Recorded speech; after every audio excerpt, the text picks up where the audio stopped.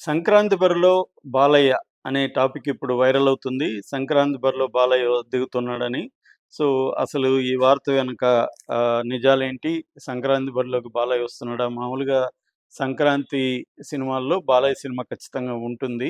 అయితే ఈసారి అది జరగలేదు. ఈసారి ఆయన 'అఖండ 2' డిసెంబర్‌లో సంక్రాంతి లోపలే రిలీజ్ చేసేయాలని ప్లాన్ చేశారు.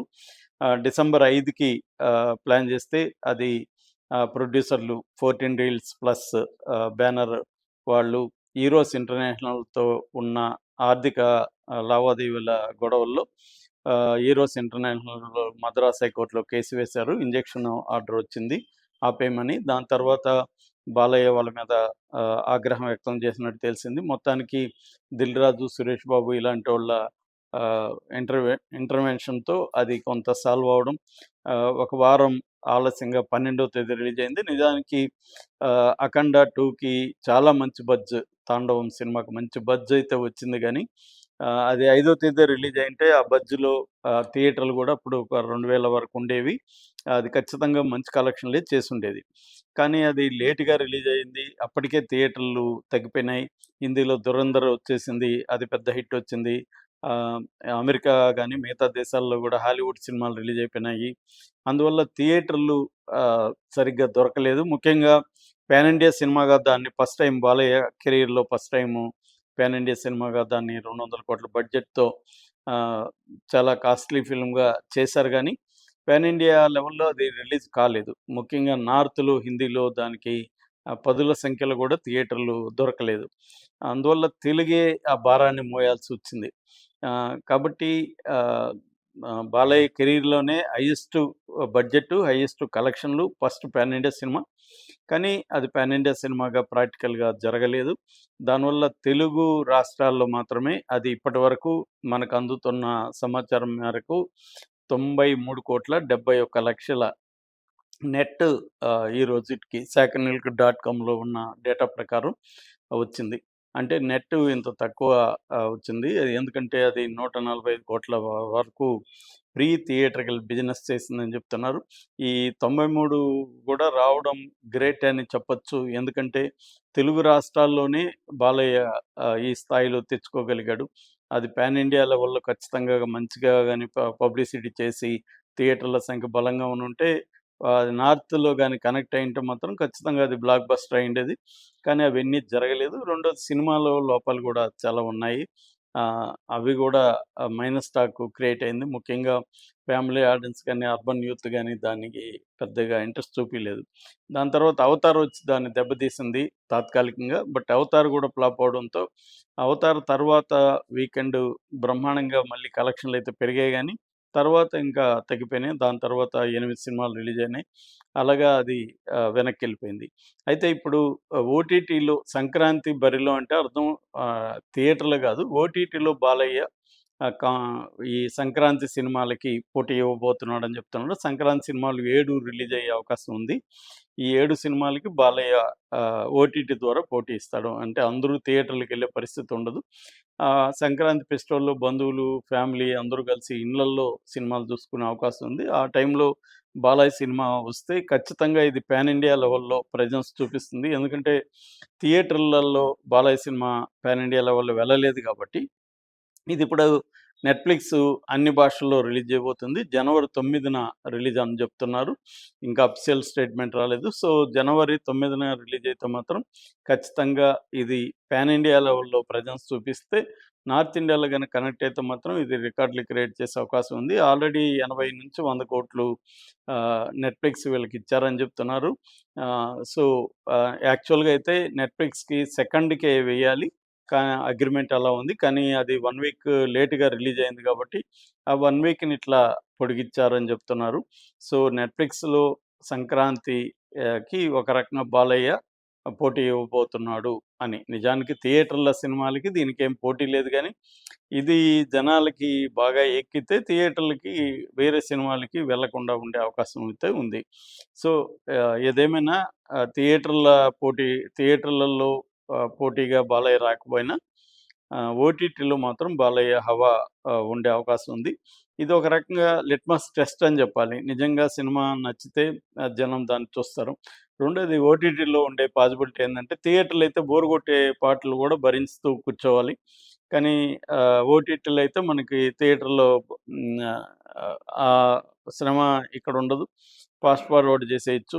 సో, ఆ సౌలభ్యం ఉంటది కాబట్టి ఇక్కడ ఓటీటీలో ఈ సినిమా రిసెప్షన్ అయితే బానే ఉండే అవకాశం కనిపిస్తూ ఉన్నాయి. ఇక సంక్రాంతి సినిమాలు గాని మనం చూసుకుంటే 7 సినిమాలని జెప్పాను గదా! 7 సినిమాల్లో ముందుగా తెలుగుది చెప్పుకుంటే, తెలుగులో 5 సినిమాలున్నాయి. ఆ 5లో ప్రభాస్‌ది 'రాజాసాబు' మా అన్నిట్లకి బజ్ ఎక్కువుండేది 'రాజాసాబే'. ఎందుకంటే ప్రభాస్‌కి ఇప్పుడు పాన్ ఇండియా ఇమేజ్ ఉంది. తర్వాత 'Maruthi' 'Prabhas' combination first time. రెండోది 'ప్రభాస్' ఈ కైండ్ ఆఫ్ జానరాలో చేయడం గూడా ఫస్ట్ టైము. అంటే ఒక హారర్ కామెడీ ప్రధానంగా అని చెప్పొచ్చు. బట్ సింపుల్‌గా హారర్ కామెడీ కాదిది.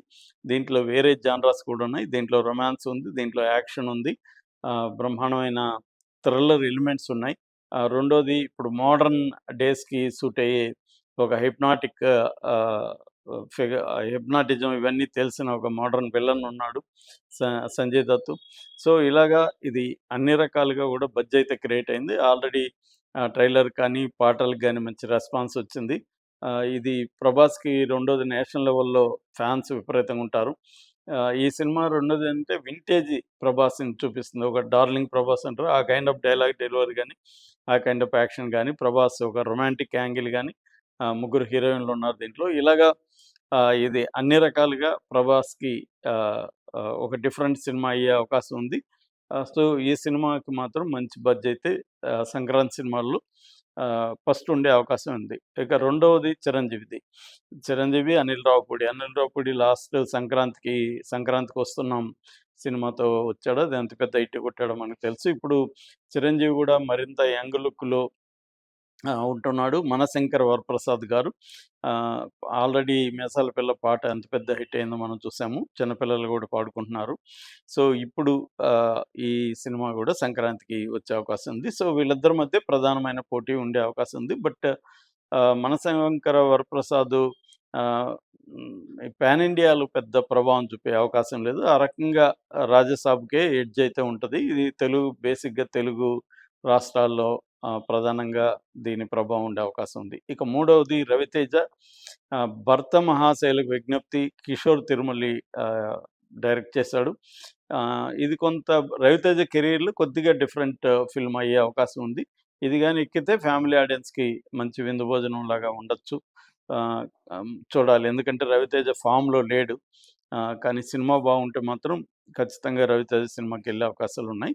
ఇక నాలుగవది 'నవీన్ పోలిశెట్టి' ఆయన ఆహ్, 'జాతిరత్నాలు' తర్వాత 'miss Polishetty', 'miss Shetty', 'mister Polishetty' సినిమాల తర్వాత రిలీజవుతుంది.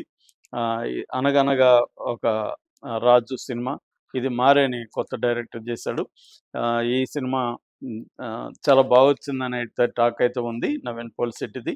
అయితే ఇది రిలీజ్ అయితే ఇంకా డౌట్ అయితే ఉంది. మరి చేస్తారో లేదో చూడాలి. ఇక 'శర్వానంద్‌ది' 'నారి నారి నడుమ మురారి' ఇది కూడా ఆహ్, సంక్రాంతికి రిలీజ్ అని చెప్తున్నారు. ఆయన 'శతమానం భవ' తర్వాత చాలా గ్యాప్ వచ్చింది. ఈ సినిమా గూడా ఎప్పుడో రిలీజ్ కావాల్సింది చాలా లేట్ అయ్యి, ఇప్పుడు సంక్రాంతి రేసులోకి వస్తుందా? రాదా? అనేది అనుమానం అయితే ఉంది. ఇక ఆహ్, తమిళ్ సినిమాలు 2 ఉన్నాయి. ఒకటి విజయ్‌ది 'జననాయకన్' తెలుగులో 'జననాయకుడు' ఇది విజయ్ కెరియర్‌లోనే చివరి సినిమా. ఆయన రాజకీయాల్లోకెళ్ళిపోయాడు. ఇక నేను సినిమాలు చేయనన్నాడు. మేబీ ఆయన కొంత ఒకవేళ ఆయన సక్సెస్ అయితే సినిమాలు చేయకపోవచ్చు. ఫెయిల్ అయితే మన 'చిరంజీవి' గారిలాగా మళ్ళీ సినిమా ఇండస్ట్రీకి రావచ్చు. ఏదేమైనా ఆయన కెరీర్‌లో ఇది ఆహ్, చివరి సినిమా అని ఆయన అనౌన్స్ చేశాడు. అయితే దీని మీద ఆల్రెడీ వివాదాలొచ్చాయి. మొన్న ట్రైలర్ రిలీజ్ అయింది. దాంతో ఇది బాలయ్య 'భగవంత్ కేసరి' కాపీ కొట్టారని చెప్తున్నారు. ఆయుధాల దగ్గర నుంచి వాళ్ళ కూతురు ఎపిసోడ్ అన్నీ కూడా 'భగవంత్ కేసరిని' ఎత్తేసారని చెప్తున్నారు. అది మరి ఏమవుతుందో చూడాలి. మా సినిమాని ఎత్తేసి మాకే చూపిస్తావురా అని కామెంట్లు గూడా పెడుతున్నారు.